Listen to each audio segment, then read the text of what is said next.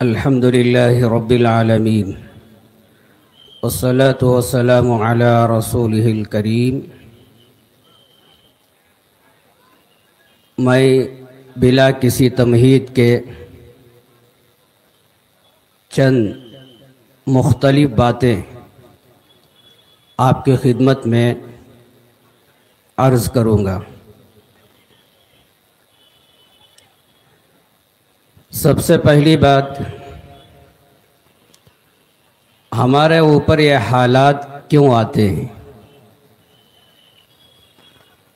कुरान मजीद का 21वां पारा सूरह रूम के अंदर अल्लाह ने बयान फरमाया, ज़हरल फसादु फिल बर्रि वल बहरि बिमा कसबत ऐदिन नास इला आखिरिल आया। इसी तरह कलाम पाक का 25वां पारा सूरतुश शूरा के अंदर अल्लाह ने बयान फरमाया, वमा असाबकुम मिन मुसीबतिन फबिमा कसबत ऐदीकुम। मैं कोलार की ज़ुबान में चंद बातें आपकी खिदमत में अर्ज़ करूँगा। ये जो हालात हमारे ऊपर आ रहे हैं, ये हमारी बदआमालियों का नतीजा है। इसलिए इतना बड़ा मजमा अपनी जिंदगियों को सवारो ईमान से, अमाल सालिहा से, तक़वा से, सच्चाई और अमानतदारी से अपनी ज़िंदगियों को खूबसूरत बनाओ शरीयत पर चलते हुए। और इरादा करो, जब तक हम दुनिया में रहेंगे अल्लाह के बंदे बनकर बंदगी करते हुए और इमामुल अंबिया, सय्यिदुल अंबिया, खातमुल अंबिया हज़रत मुहम्मदुर रसूलुल्लाह सल्लल्लाहु अलैहि वसल्लम की उम्मती बनकर आपकी सुन्नतों पर ज़िंदगी गुजारेंगे और इस्लाम पर, शरीयत पर मुकम्मल ज़िंदगी गुजारेंगे। ये सारा मजमा अपना हाथ उठा के इरादा करे कि हम इस्लाम पर जिएंगे, इस्लाम पर मरेंगे। अल्लाह आपके इरादे को कबूल फरमाए। मैं मुख्तसर वक्त में अपनी बात ख़त्म कर देता हूँ। आज के ज़माने में बाज़ लोग ये इल्ज़ाम लगाते हैं, चलो इससे पहले एक रिवायत जिसको सय्यदुना इमाम बुखारी रहमतुल्लाहि अलैह 23वें पारे में नकल फरमाई, इमामुल अंबिया, सय्यिदुल अंबिया, खातमुल अंबिया मुहम्मदुर रसूलुल्लाह सल्लल्लाहु अलैहि वसल्लम ने बयान फरमाया, मन युरिदिल्लाहु बिही खैरन युसब मिन्हु।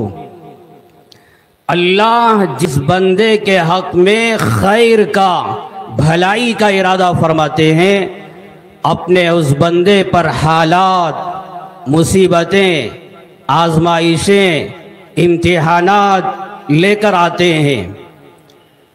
तो आज जो हालात हमारे सरों पर आ रहे हैं और ये जो काला कानून हमारे सरों पर लागू करने के लिए नाकाम कोशिश की जा रही है, ये काले कानून के अंदर भी मुमकिन है हमारे लिए अल्लाह की तरफ से कोई खैर, कोई भलाई हो। इसलिए हम सब पूरी हिम्मत के साथ, पूरी जवामर्दी के साथ, पूरी ताकत के साथ और अमन व अमान के साथ, प्यार व मोहब्बत के साथ, इत्तिहाद व इत्तिफाक के साथ आगे बढ़ें और इस काले कानून को ख़त्म करने की कोशिश करेंगे इंशाअल्लाह। अल्लाह अमल तौफीक अता फरमाए।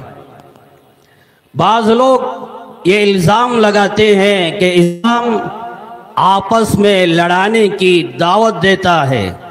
मुसलमान आपस में लड़ाने की कोशिश करते हैं, जबकि तिर्मिज़ी में और अबू दाऊद में रिवायत है, इमामुल अंबिया, सईदुल अंबिया, ख़ातमुल अंबिया मुहम्मदुर रसूलुल्लाह सल्लल्लाहु अलैहि वसल्लम बयान फरमाते हैं, नहा रसूलुल्लाह सल्लल्लाहु अलैहि वसल्लम अनित तहरीशी बैनल बहाइम। अल्लाह के नबी अलैहिस्सलाम जानवरों के दरमियान लड़ाने से मना फरमाते हैं। जब हमारे नबी, हमारा इस्लाम जानवरों को आपस में लड़ाने से रोकता है, तो ये पाकीज़ा इस्लाम दो धर्म वालों के दरमियान लड़ाने की कहाँ दावत दे सकता है। तो ये इस्लाम अमन की, मोहब्बत की, प्यार की दावत देता है। जैसे वफ़ के सिलसिले में बात आई, लोग इल्ज़ाम लगाते हैं ये मुसलमान दूसरों की ज़मीनों पर, दूसरों के मालों पर कब्ज़ा करके यूँ कहते हैं ये वफ़ की ज़मीन है, ये गलत है। सईदुना इमाम मुस्लिम रहमतुल्लाह अलैह जिल्द अव्वल किताबुल ईमान के अंदर ये रिवायत नकल फरमाई, इमामुल अंबिया, सईदुल अंबिया, ख़ातमुल अंबिया मुहम्मदुर रसूलुल्लाह सल्लल्लाहु अलैहि वसल्लम ने बयान फरमाया, मनिद्दआ मा लैसा लहू फलैसा मिन्ना वल्यतबव्वा मक़अदहु मिनन नार।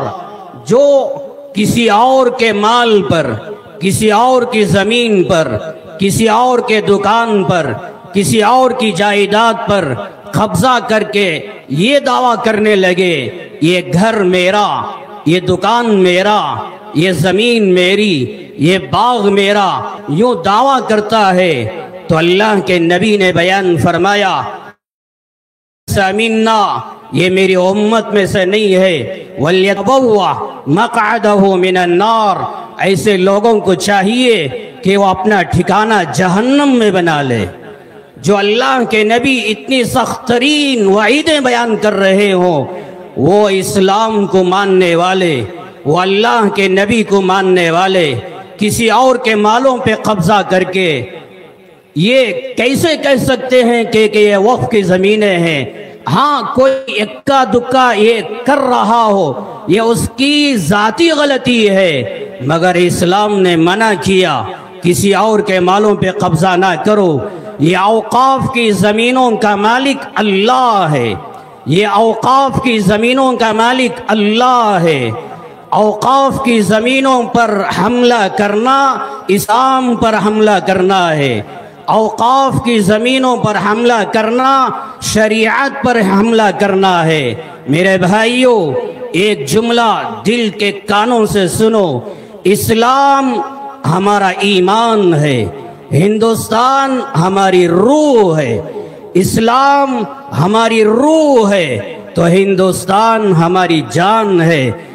इस्लाम हमारी रूह है तो हिंदुस्तान हमारा जिस्म है। इस्लाम पर कोई हमला करे, शरीयत पर कोई हमला करे, हम कभी बर्दाश्त नहीं करेंगे। इसी तरह अगर कोई हिंदुस्तान पर हमला करे, ये भी हम कभी बर्दाश्त नहीं करें। इस्लाम हमारी रूह, हमारा ईमान, इसी तरह हिंदुस्तान हमारा जिस्म है। दोनों की इज्जत करना हम जानते हैं, दोनों की हिफाजत करना हम जानते हैं, और अपने मुसलमान भाइयों को ये दोनों बातें अच्छी तरह समझाना ये भी हम जानते हैं। बहरहाल आखिर में एक रिवायत सुनाकर अपनी बात ख़त्म कर देता हूँ। सईदुना इमाम बुखारी रहमतुल्लाह अलैह 25वें पारे में, सईदुना इमाम मुस्लिम रहमतुल्लाह अलैह जिल्द दुअम के अंदर ये रिवायत लेकर आई। जब इमामुल अंबिया, सय्यिदुल अंबिया, खातमुल अंबिया मुहम्मदुर रसूलुल्लाह सल्लल्लाहु अलैहि वसल्लम सय्यिदुना मुआज़ बिन जबल रज़ियल्लाहु अन्हु को यमन का गवर्नर बनाकर भेजा। जैसे आज हिंदुस्तान के हर सूबे में कोई गवर्नर होता है, कोई सीएम होता है, तो अल्लाह के नबी अलैहिस्सलाम मुल्क यमन का गवर्नर सय्यदना मुआज़ बिन जबल रज़ियल्लाहु अन्हु को बनाकर रवाना किया। बहुत सारी बातें बयान फरमाई, बहुत सारी नसीहतें बयान करके बाद में रवाना किया। उन्हीं बातों में से ये बात भी बयान फरमाई, यस्सिरा वला तुअस्सिरा वबश्शिरा वला तुनफ्फिरा। एक रिवायत में आया अबू मूसा को भी साथ में रवाना किया। बहरहाल बयान फरमाया, याद रखो यस्सिरा वला तुअस्सिरा। मुल्क यमन में जा रहे हो, गवर्नर बन के जा रहे हो, मुल्क यमन के अंदर कोई मोमिन भी होगा, कोई यहूदी भी होगा, कोई क्रिश्चियन भी होगा, कोई और धर्म को मानने वाला भी होगा। याद रखो वहाँ जाकर सबके साथ आसानी का मुआमला करो और सहूलत का मुआमला करो। तंगियों का, दुश्वारियों का, मुश्किलात का मुआमला ना करो।